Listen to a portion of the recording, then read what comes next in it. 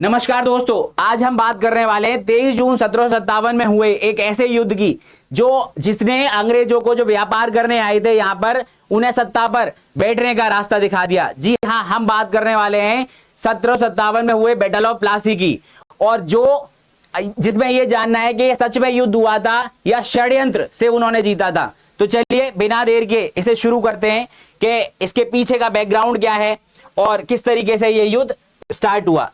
तो देखिए, सबसे पहली चीज हमें यह समझना होगा कि 18वीं सेंचुरी जो है वो उसमें बंगाल किस तरीके का था। तो देखिए, सबसे पहली बात इकोनॉमिक इंपॉर्टेंस, क्योंकि ये प्लासी की लड़ाई जो है वो कहां पर हुई थी, बंगाल में हुई थी, और ब्रिटिश ईस्ट इंडिया कंपनी और उसके अधिकारी वगैरह सब मेनली वहां पर लीड कर रहे हैं। और वहां पर नया नया नवाब सिराजुद्दौला 23 साल का नया जवान लड़का क्या है, गद्दी पर बैठा। तो यहां पर सबसे पहली चीज देखनी है कि बंगाल सूबा जो है, जिसमें उस समय बंगाल, बिहार और उड़ीसा आता था, तो बंगाल बिहार प्रॉपर था और उड़ीसा एडजेसेंट था।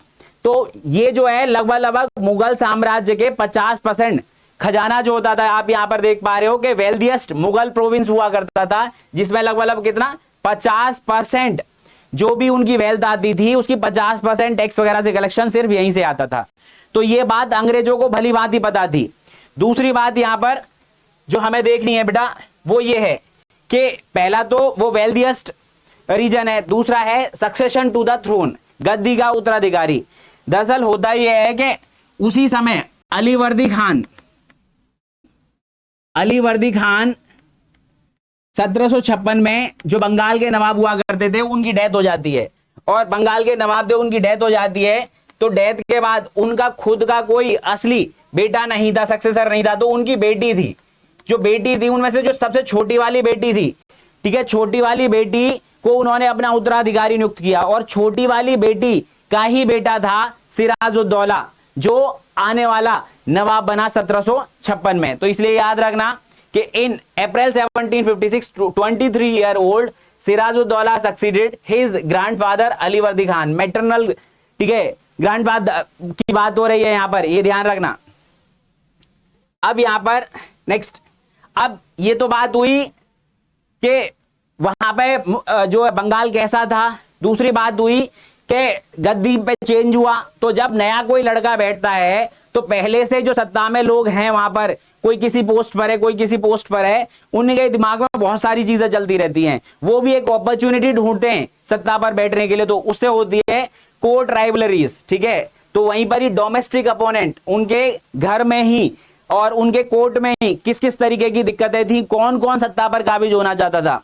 तो उसमें से थी एक घसेती बेगम और उनका बेटा जो अलीवर्दी खान थे ना, जो 1756 में जिनकी डेथ हुई थी। अलीवर्दी खान की जो बड़ी बेटी थी वो थी घसेती बेगम, उनके बेटे। तो वो चाहते थे उसको राजा बना, मतलब नवाब बनाना, और उसको बंगाल की गद्दी पर बिठाना, मगर ऐसा हो नहीं पाया, इसीलिए उनके मन में जलन की भावना हमेशा बनी रहती थी। तो अब आप ये सोचो कि सिर्फ ब्रिटिश ईस्ट इंडिया कंपनी नहीं, अंदर भी, ठीक है, क्या है, सिराजुद्दौला के खिलाफ षड्यंत्र रचा जा रहा है। इसके बाद दूसरा है यहाँ पे डिस्कंटेंटेड मिलिट्री चीफ, असंतुष्ट सेनापति। अब असंतुष्ट सेनापति कौन है, तो यहाँ पर मीर जाफर जो है वो मिलिट्री कमांडर हुआ करता था। क्या नाम है, मीर जाफर मिलिट्री कमांडर हुआ करता था, जो कि पहले मीर बख्शी, ठीक है, जो पोस्ट पर था और जिसे कमांडर इन चीफ कहा जाता है। अब जैसे ही अलीवर्दी खान की डेथ हुई थी तो ये भी चाह रहा था सत्ता पर बैठना, ये भी नवाब बनना चाह रहा था। तो जब सिराजुद्दौला नवाब बने तो इसके मन में हमेशा ये चलता रहता था कि यार मेरे पास अपॉर्चुनिटी थी, मैं बन सकता था, और वो दिमाग में चलता रहा, धीरे धीरे करके यही चीजें आगे बढ़ी। इसके अलावा अब बात आती है, ये तो हुई बेसिक बात है, अब बात आती है कॉजेज ऑफ कॉन्फ्लिक्ट, ठीक है, संघर्ष के कारण जो ये युद्ध हुआ, ठीक है, इसके रीजन क्या हुए। अब कोई भी चीज होती है तो एकदम से तो हो नहीं जाती। तो पहली चीज आपको पता चली कि बंगाल जो सूबा है वो वेल्थिएस्ट है। उसके बाद आपको पता चला कि नया नवाब वहां पे बैठा है। तीसरी बात जो आपको पता चली कि वहां पर जो अलीवर्दी खान थे उनके बेटे नहीं थे, जिसकी वजह से उनकी बेटियों के बच्चों में सक्सेशन को लेकर, उत्तराधिकारी को लेकर लड़ाई चल रही है। तो छोटी बेटी का बच्चा जब राजा नवाब बनता है तो बड़ी बेटी को मन में ये मलाल रह जाता है। और इसके बाद जो मिलिट्री कमांडर है वो भी नहीं बन पाया, तो वो भी षड्यंत्र कर रहा है कहीं ना कहीं। तो ये सारी चीजें। इसके अलावा अब बात आती है कि कारण क्या हुआ इस युद्ध को। तो सबसे पहली चीज ब्रिटिश, क्योंकि ये युद्ध ब्रिटिश ईस्ट इंडिया कंपनी से हुआ था, तो ये जो पीछे पड़े तो हल्के फुल्की चीज है। Main British east India company से क्या कारण हुए लड़ने के, तो बेटा miss use of trade permits, Dastak. हमें पता है कि दस्तक क्या है, तो दस्तक बेसिकली फ्री ट्रेड के लिए, जैसे मतलब बंगाल सूबे के अंदर उन्हें एक एनुअल पास दिया जाता था, उसके तहत ब्रिटिश ईस्ट इंडिया कंपनी का माल जो है बिना किसी टैक्स के इधर उधर आ जा सकता था, उनसे कोई टैक्स नहीं लिया जा सकता। उसी के लिए जो डॉक्यूमेंट था वो क्या था, दस्तक। अब ये दिया गया था ब्रिटिश ईस्ट इंडिया कंपनी को, लेकिन होता यहां पर ये था कि इस दस्तक का मिसयूज कौन करता था, तो जो ब्रिटिश ईस्ट इंडिया कंपनी के अधिकारी थे वो अपनी पर्सनल ट्रेड के लिए यूज करते थे, जिसकी वजह से जो खजाना था ना, वो खजाने में कमी होने लग गई। जो नवाब का खजाना था या बंगाल की जो ट्रेजरी थी उसमें कमी होने लग गई। तो एक कारण तो ये बना क्योंकि उसने इसे रोकने की कोशिश करी नवाब ने ब्रिटिश ईस्ट इंडिया कंपनी से युद्ध के लिए। नेक्स्ट, अनऑथराइज्ड मिलिट्री फोर्टिफिकेशन, अवैध सैन्य किलेबंदी। हमें पता है कि फोर्ट विलियम कलकत्ता में, अब फोर्ट विलियम कलकत्ता में तो उन्होंने क्या किया, बिना नवाब की इजाजत के जो फोर्ट विलियम था उसकी फोर्टिफिकेशन करानी शुरू कर दी, मतलब बाहर से उसकी किलेबंदी शुरू कर दी और बड़ा कंस्ट्रक्शन शुरू कर दिया ताकि उस पर अभेद बन सके, मतलब कोई अटैक ना कर सके। तो आप यहां पे देख सकते हो, तो दूसरा कारण ये बना कि भाई आप वहां पे सेना रख रहे हो, उसको और बढ़ा रहे हो, उसको और प्रोटेक्शन दे रहे हो, वहां के नवाब से पूछ भी नहीं रहे हो जो वहां का हेड है। तो दूसरा कारण ये बना यहाँ पे। तीसरा कारण बना, ठीक है, शेल्टरिंग ऑफ द फ्यूजिटिव्स, मतलब भगोड़े को शरण देना। यहाँ पे कहने का मतलब ये है कि जब कभी भी कोई नवाब सिराजुद्दौला के दरबार से ब्रिटिश इंडिया कंपनी में जाके मिल जाता था, जब जैसे इन्होंने किसी को निकाल दिया यहाँ से, वो भाग के कहाँ मिल गया, ब्रिटिश इंडिया कंपनी उसको शरण देती थी। तो उसमें एक एग्जाम्पल है बड़ा कि जो राजवल्लभ है, ठीक है, इनका बेटा कृष्णदास जाके कहां पर मिल जाता है, ब्रिटिश इंडिया कंपनी में जाके मिल जाता है, जो कि यहां से बहुत धोखाधड़ी कर भागा था। तो ये कई सारे कारण रहे जिसकी वजह से क्या हो जाता है, सिराजुद्दौला को आ जाता है गुस्सा, और सिराजुद्दौला को आ जाता है गुस्सा आने के वजह से फिर इमीडिएट कारण बनते हैं, और इमीडिएट कारणों में क्या होता है कि वो कैप्चर कर लेता है जो कल ये इन जून 1756 सिराजुद्दौला सीज फोर्ट विलियम, जो कलकत्ता में फोर्ट विलियम होता है उसको वो कैप्चर कर लेता है नवाब सिराजुद्दौला। और कैप्चर करने के बाद वहां पर कुछ जो अधिकारी होते हैं वो तो भाग जाते हैं, और जो कुछ बचते हैं उनको 146 माना जाता है, 146 सैनिकों को लगभग बंदी बना के वहीं पर ही कलकत्ता के फोर्ट विलियम में ही एक कमरे में डाल दिया जाता है, और एक कमरे में रख दिया जाता है। तो बोला जाता है कि ये उनमें से एक जेड होलवेल, इसके अनुसार उसको ब्लैक होल ट्रेजेडी का नाम दिया गया है। क्या है, ब्लैक होल ट्रेजेडी का नाम दिया गया है। ये जो ब्लैक होल ट्रेजेडी है इसमें क्या बोला गया बेटा कि 146 लोगों को, कितने, 146 लोगों को एक छोटी सी जगह में बंद कर दिया, और जिसमें से दम घुटने की वजह से कितने लोग मर गए, 123 रातों रात मर गए, और सिर्फ 23 बचे, उनमें से ये भी है एक। तो एक जब गुस्सा आया, जब गड़बड़ हो रही थी, तो गुस्से में सिराजुद्दौला ने फोर्ट विलियम को अपने कब्जे में ले लिया। अब कब्जे में ले लिया तो उसके कुछ टाइम बाद ही ब्रिटिशों ने रिकैप्चर कर लिया, उसको दोबारा से जीत लिया। कैसे कि रॉबर्ट क्लाइव और जो मद्रास से जो वहां का गवर्नर था, ठीक है, एडमायरल वॉटसन, ये दोनों सेना लेकर आए और इन्होंने अटैक किया और इसको जीत लिया। तो याद रखना कि मद्रास को उन्होंने यहाँ, सॉरी, फोर्ट विलियम को उन्होंने जीत लिया। तो कहने का मतलब है कि सारी चीजें एकदम से नहीं हुई, धीरे धीरे करके स्टार्ट हुई, और फिर ये सारा सिनारियो डेवलप हुआ बैटल ऑफ प्लासी का। अब यहां पर ये सारी चीजें हो गई है। अब दिमाग में कहीं ना कहीं जो रॉबर्ट क्लाइव है उसके दिमाग में, ब्रिटिश इंडिया कंपनी के दिमाग में चल रहा है कि सिराजुद्दौला हमें इतनी आसानी से चीजें करने नहीं देगा, और करने नहीं देगा तो अब हमें क्या करना है यहां पर, अब हमें क्या करना है कि किसी भी तरीके से सिराजुद्दौला को हराना है। तो हराने के लिए फिर उन्होंने षड्यंत्र रचने शुरू किए। अब षड्यंत्र रचने शुरू किए तो उसमें से एक तो उन्होंने ट्रीटी ऑफ अलीनगर करी थी, जिसमें से जब उसने जीत लिया सारा का सारा, सिराजुद्दौला से फोर्ट विलियम जीत लिया, तो उसके बाद ट्रीटी ऑफ अलीनगर हुई, जिसमें सारी चीजें उसको सिराजुद्दौला ने वापस कर दी।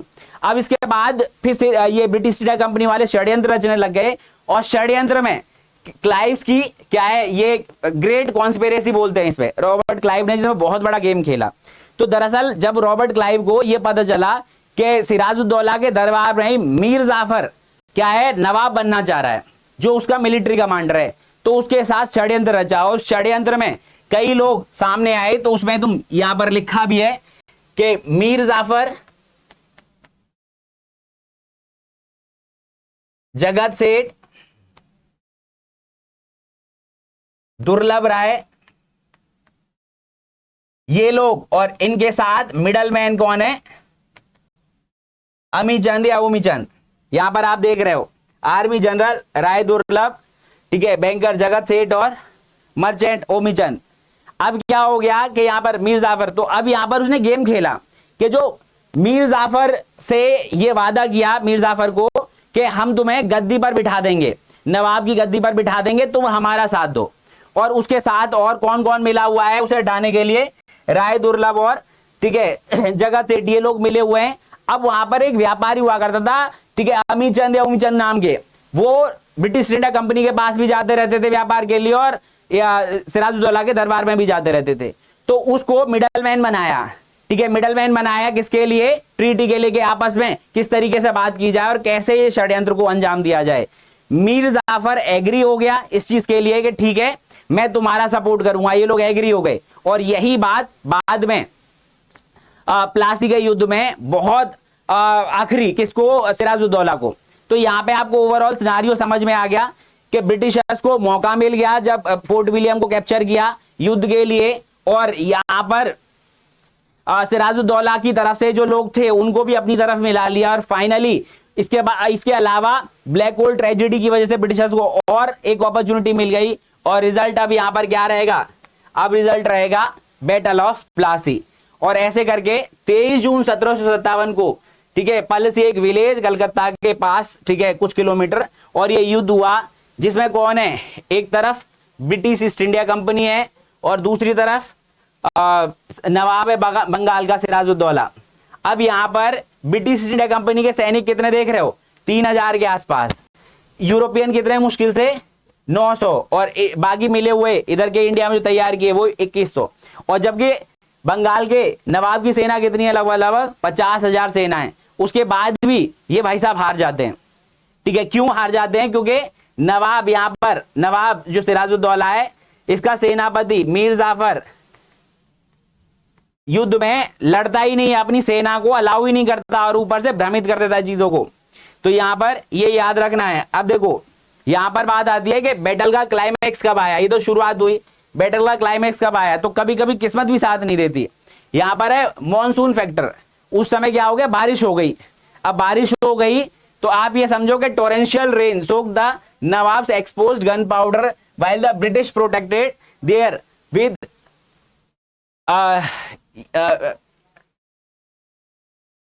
तिरपाल, ठीक है। तो अब ऐसे क्या हो गया यहां पर कि बेटा ब्रिटिशर्स जो हैं उन्होंने जब बारिश पड़ी तो ब्रिटिशर्स ने अपने जो गन पाउडर थे जो ओपन में लड़ रहे थे वो ढक लिए तिरपाल से, जबकि जो सिराजुद्दौला के गन पाउडर थे वहां बारिश पड़ गया और भीग गया। अब खुद सोच के देखो कि क्या ऐसा पॉसिबल है कि युद्ध में जाएं और जून के महीने में भी और ये दिमाग में ना हो कि बारिश हो सकती है। इसका मतलब कहीं ना कहीं प्री प्लानिंग रही होगी ना कि बारिश पड़ गई तो इजीली इन सब चीजों को क्या है, गन पाउडर को खराब होने देंगे। तो ऐसे करके यहां पर ब्रिटिशर्स का गन पाउडर सही रहा और बंगाल के नवाब का गन पाउडर भीग गया। इसके अलावा heroic resistance versus open treason, बेटा यहां पर वफादारों का बलिदान और गद्दार खुलेआम जो गद्दारी कर रहे थे। तो यहां पर बात आती है कि एक लॉयल मिलिट्री कमांडर थे मीर मदन, बेटा ये बहादुरी से वहां पर शहीद हो गए। और मीर जाफर जो है इसने क्या किया, वहां षड्यंत्र रचा, डिसीव किया, चीटिंग करी, और चीटिंग करने के बाद मीर जाफर ने नवाब को पीछे हटने की झूठी सलाह दी, और जिससे क्या हो गया, बोला कि तुम लड़ो नहीं, और जिससे 2/3 सेना, मीर जाफर की 2/3 सेना वहां पे लड़ी ही नहीं, एक तरीके से इनएक्टिव हो गई, जिसकी वजह से एक अपॉर्चुनिटी बन गई। अब आप खुद सोच के देखो कि आपकी 2/3 सेना अगर इनएक्टिव हो जाए तो फिर आप क्या जीतोगे, ऊपर से आपका गन पाउडर बारिश में भीग गया। तो ये सारे फैक्टर्स रहे जिसकी वजह से रिजल्ट ये रहा कि सिराजुद्दौला हार गया। सिराजुद्दौला की हार हुई। तो अब खुद सोचो क्या वो सच में हारा है या उसको हराया गया है, तो उसको हराया गया है षड्यंत्र से। ये चीजें ध्यान रखनी है यहाँ पे। अब वो हार गया, तो हारने के बाद क्या है, उसके बाद हुआ क्या, तो उसके बाद fall of Siraj and puppet rule. अब इसके बाद सिराज तो हार गया, ठीक है, उसके बाद वो यहां से भाग के बिहार की तरफ जा रहा था।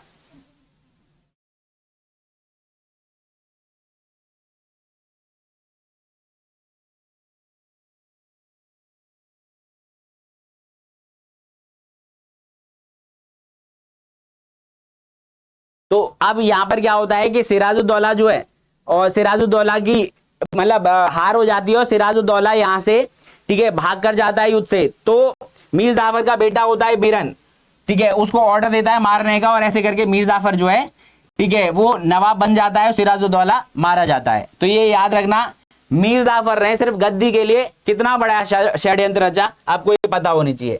और ऐसे करके यहां पर जब युद्ध हुआ तो आप ये समझ लो कि कंपनी को जमींदारी में क्या मिला, 24 परगाना जिला बंगाल का, और उसके अलावा कितने पैसे वसूले, 2.25 करोड़ रुपए के आसपास युद्ध का खजाना वसूला वहां से, या गिफ्ट के रूप में लिया, आप ऐसे समझो।